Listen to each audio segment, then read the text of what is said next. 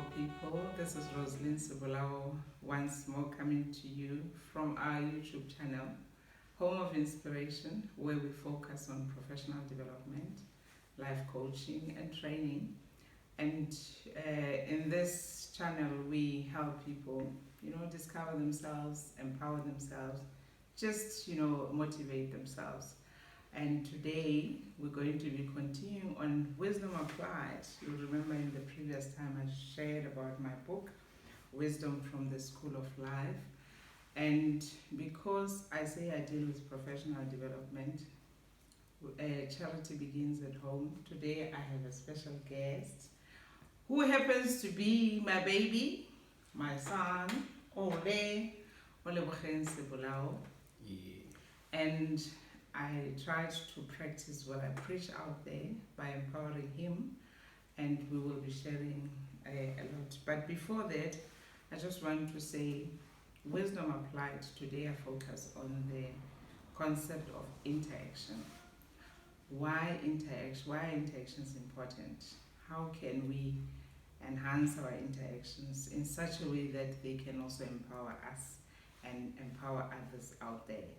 So yes, today I'm focusing on inculcating or cultivating the spirit of entrepreneurship, which was cultivated in me without realizing. My mother has always been a person who loved selling. She would sell everything to make sure that we have food on the table and we could have what we loved. And it looked like I took from her. And now I'm going to share this testimony, this living testimony, which is Olebogeng. He's the owner and CEO, oh my word, of Pink Rush. Pink Rush, and this company, he'll tell you, I think we registered it in 2018. Correct. Yes, so Ole, just tell them briefly who you are and why are you here today. With Mama. With my mommy. Hello guys, hope you guys are doing well. My name is Olebogeng Sebolao. I am an author, self-published author. I'm a speaker. I am her son. What else? I'm an entrepreneur. I'm a lot of things. I do a lot of things, but I focus on a few, which are speaking and writing. Why am I here? I'm here today to talk about interactions and entrepreneurial spirits. So we'll just see how that goes. Great.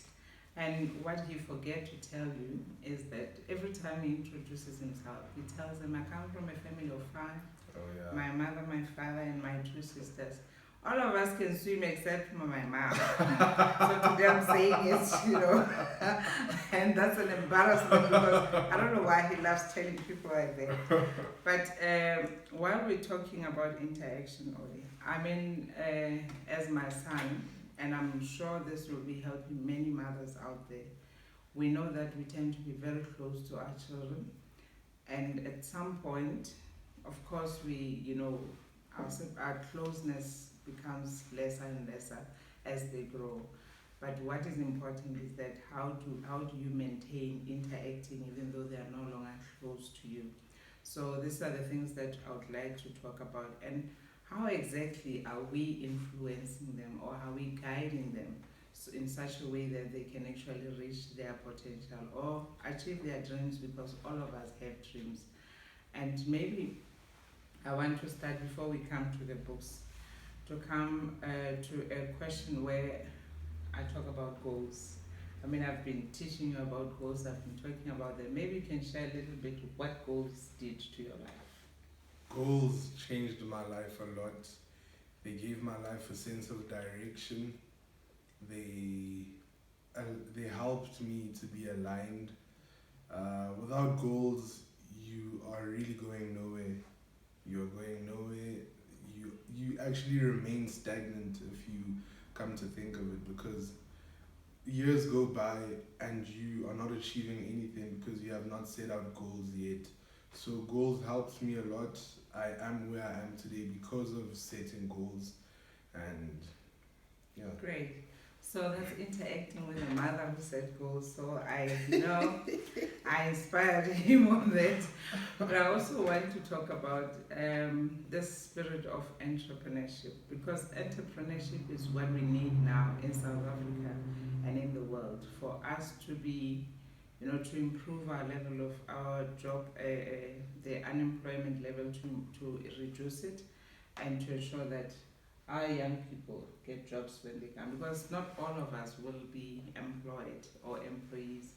Now, Olebogeng, I want you to share with our viewers, where, as you think back, where do you think you started with this spirit, showing that, you know what, I think I'm an entrepreneur? I remember actually it all started back in primary school when I used to go to the salon with you, when you'd go do your hair and nails. I'd get bored and I'd start dancing for people, but I wouldn't do it for free. I'd ask them for money, I'd dance for them for money.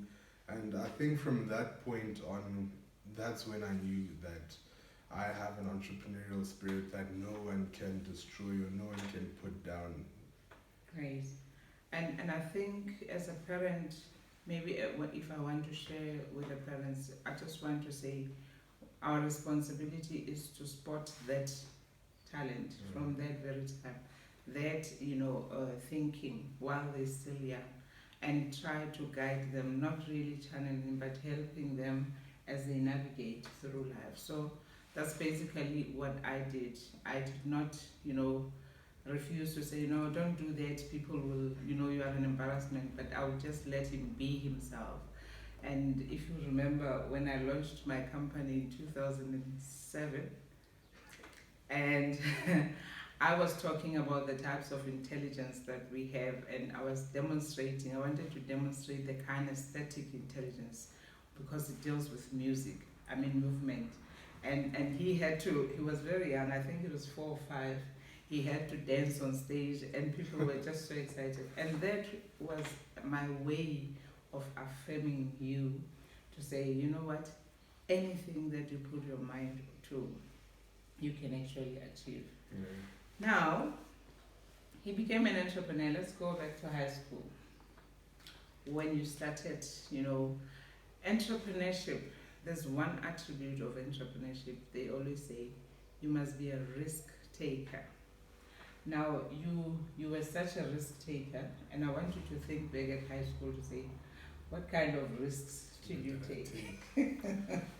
I took a lot of risks, risks that I could have ended up not having a school, or I could have been kicked out of school by the risks that I was taking.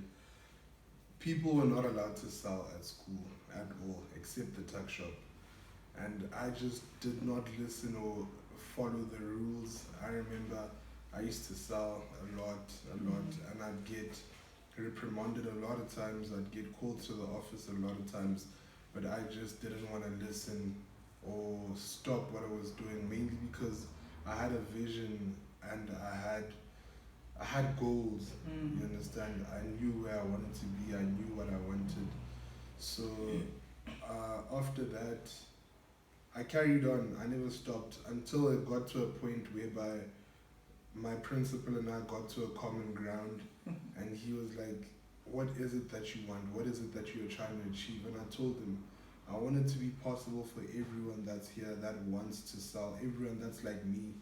I want it to be possible for them to sell. And it happened. There's an entrepreneurship club at school now that was founded by me. I was the chairperson, and I left a legacy. Wow. That's a spirit, that's an entrepreneurial spirit that he had, and from a young age.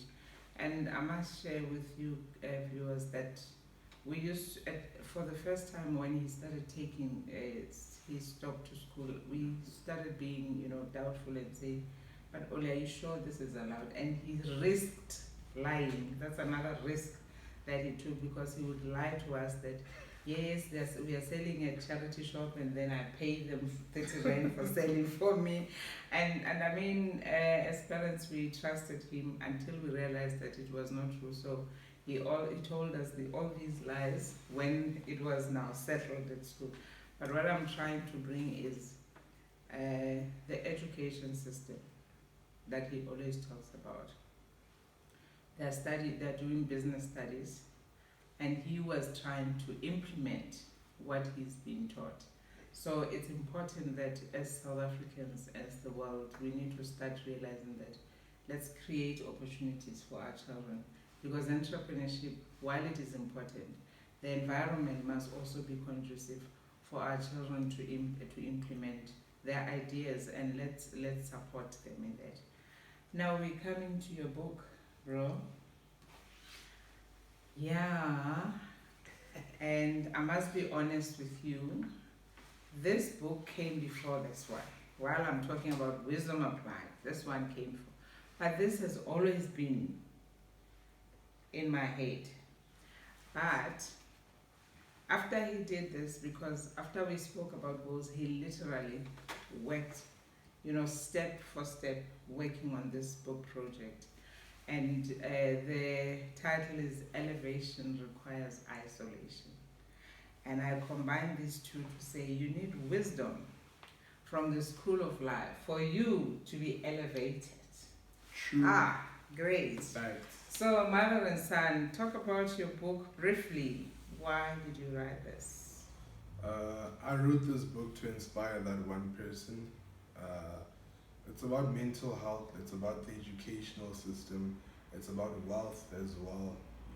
I touch on all these three subjects, and I give you a glimpse of what I personally think of them. Mental health, I genuinely wrote it because of my condition, the condition I was in. I was diagnosed with psychotic behavior, I was diagnosed with bipolar, so I had to put it out there. I had to talk to that person that was going through the same things that I was going through but had no one to go to, you understand? So I'm just trying to inspire that one person and show them that there is light at the end of the tunnel.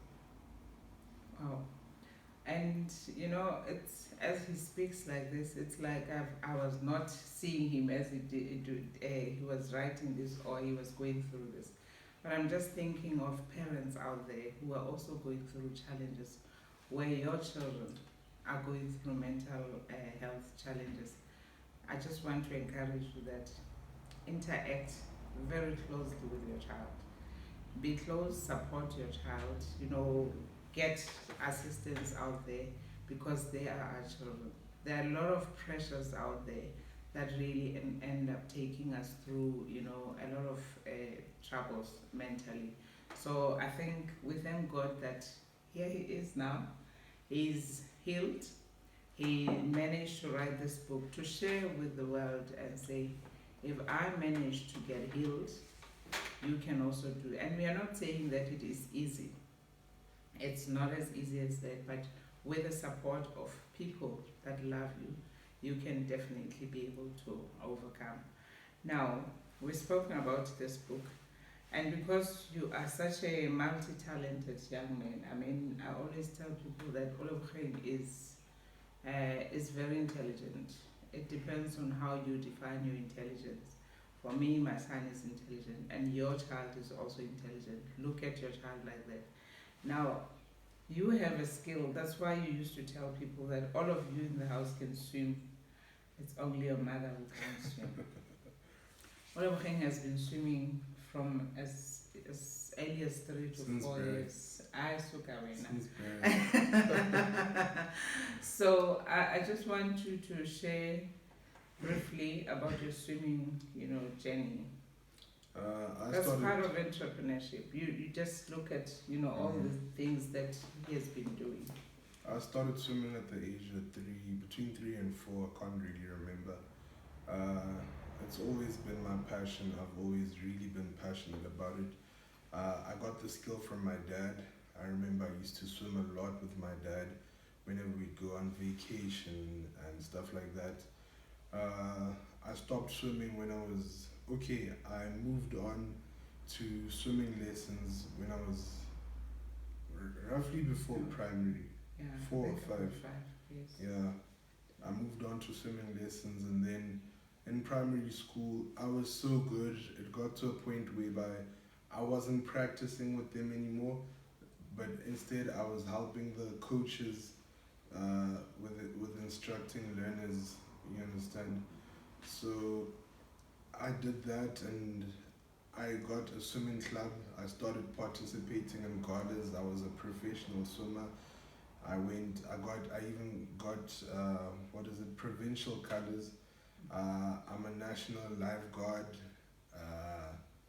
I managed to accomplish a lot of things in my swimming career, but the biggest one has to be my swimming academy. Wow. I recently started my swimming academy. Literally, the poster came out yesterday, so I'm happy about that. So yeah. Wow. So he's going to be still using his swimming skills. Maybe I will be one of the students. Who knows? Yeah, we'll see. So that also takes me back to the interactions. There are some people in your life with whom you interacted with. Just identify a few and share with us what have you learned from these people. Okay. The first one definitely has to be my father. I've learned a lot of things from my father. I've learned that you should never try to buy anyone's face. You should never try and satisfy other people before satisfying yourself. Like, he is so real with himself. He is so true to himself that no one can come and tell him otherwise, literally. He's your husband, you know that, you've been knowing that. Are you reminding me that he's my husband? He's strict, he's very strict, but fair. Very fair, that is. What else? Integrity. My dad is very integral. He is very honest. He does not want anything that has to do with lies. So I learned a lot of things from my dad, but those are the few that I can point out. And then Mr. Gandhi Tubani, the late Gandhi Tubani. I hope I don't get emotional when I start talking about him, but that was my second father, a mentor as well, without even knowing that he was a mentor, but clearly he was. Same with Gandhi. I learned a lot of things. I learned how to love. I learned how to tolerate people because of Gandhi. What else did I learn? I learned how to be streetwise because Gandhi was very streetwise. Very. Things like when it comes to cars and stuff like that, he's the one, whenever we had problems with our cars, he's the one that we'd call. And today I know certain things. When my car breaks down, I know what to do. I know who to call because of him. So yeah. Right. Okay. So what else do you want to share? Your swimming academy will be starting the first week of April, the 1st of April. And guys, it's not April Fool, eh? I know when you say the 1st of April, people might think that, oh no, I hope it's true. Yeah. So I just want to take you back to the goals, because the reason why you managed to achieve this project, you managed to complete this project, is because of the focus on your goals. What can you say on that? Maybe before that, I just want to share this joke that he used to write goals, and I would say put them on your wall. And the other day when I got into a room, I found them on the ceiling. And I asked, why is it that your goals are on the ceiling? So that when I'm lying in my bed, I could see them, and I'm like, oh wow, I never thought that. But anyway, talk briefly about how those goals helped you to finish this project. Okay. They helped me a lot. Setting goals, like I said, if you don't have goals, you don't have direction at all, you don't have a sense of direction. So goals are just there to remind you that this is what you need to do. Remember why you started.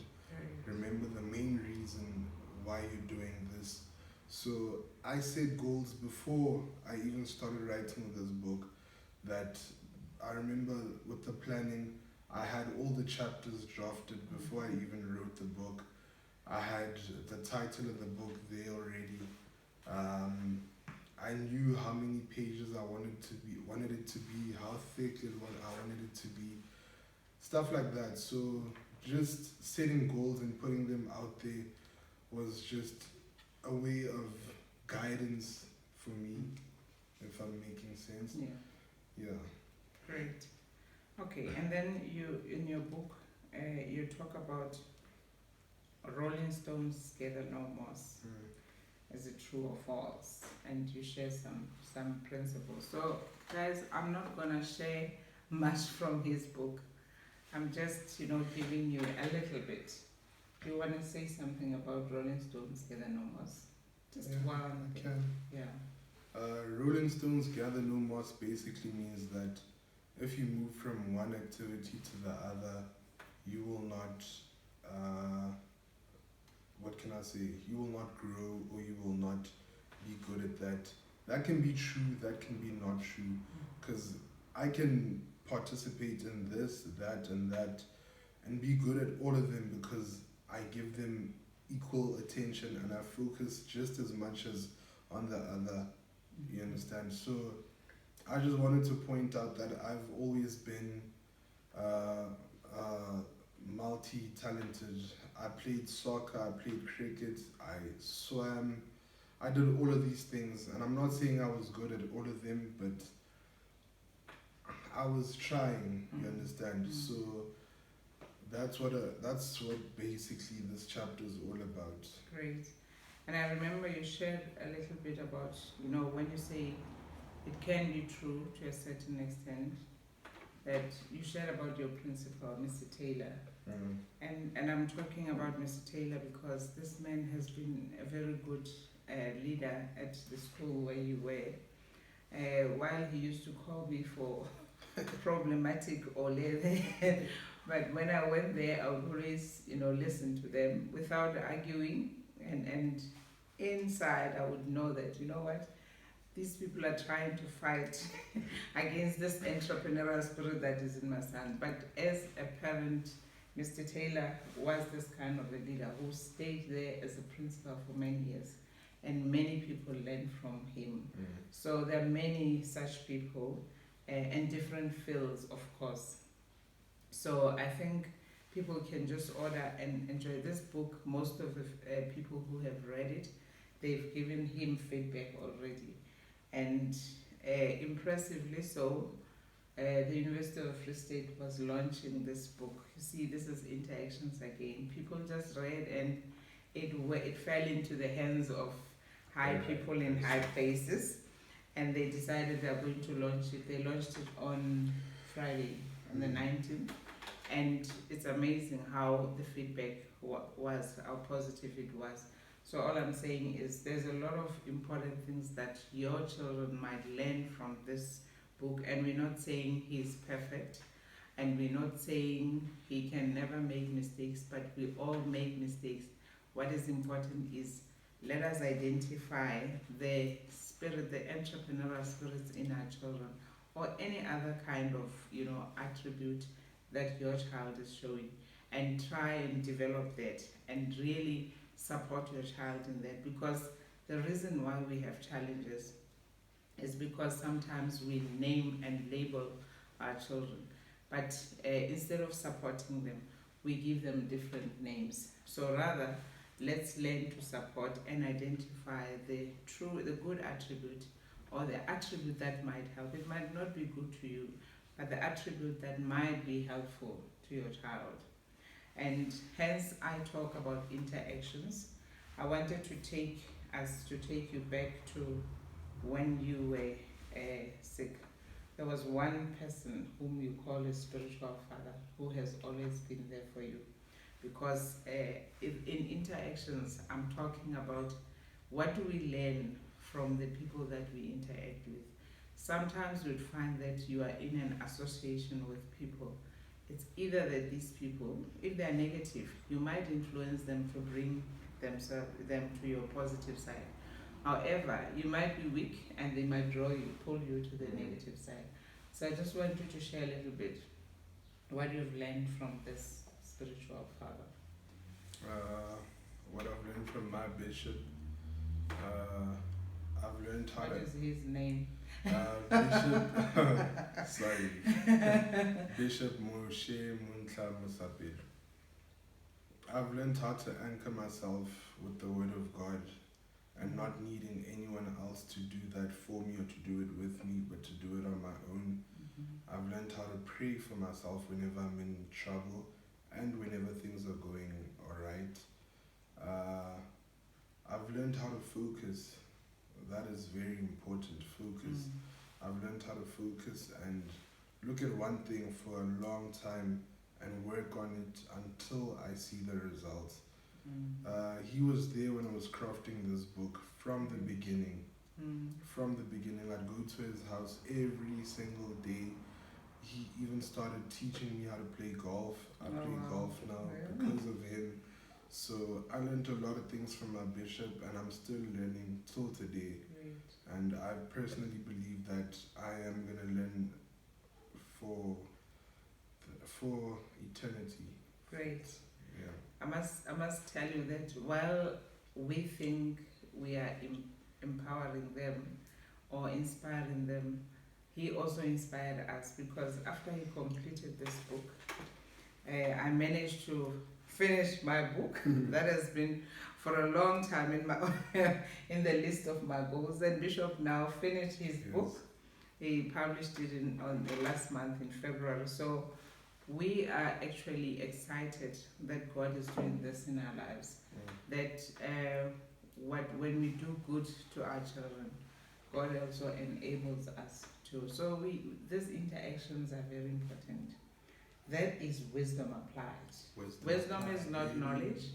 Wisdom is not the degree that I have, but it is the ability to apply that knowledge in a manner that will uplift other people's lives. And here we are with the author, the CEO, and you know what? Whatever else you may call it. Do you want to say your closing remarks? I just want to say thank you. I love you a lot. Thank you for having me here. I appreciate you taking your time to come and interview me, to come and have this conversation with me. And yeah, I'll see you tonight. Are you taking me out for dinner? Yeah, we can go. As long as you pay. Oh my word. It's fine. That's the entrepreneur I have in the house. Guys, thank you very much for tuning in. Please remember to like this page, this YouTube video, to subscribe and share with your friends, because they must comment as well. They must also comment. Yeah, you must tell them. Let's interact comment in the comment section. Let's interact in that. Sections, oh wow, you see, it's nice to interview young people, because now they remind me of things that I forget. So please share, because you never know. You might be helping somebody. It might be the information is not new to you, but somebody out there might be needing just one sentence that I might have said or that Ole has said. Olebogeng, thank you so much, my son, and I really pray that God continue to bless you and enlarge your territory. Thank you, Mommy. Yeah. Thank you very much. See you next time, friends. I love you, and thank you always for sharing this video.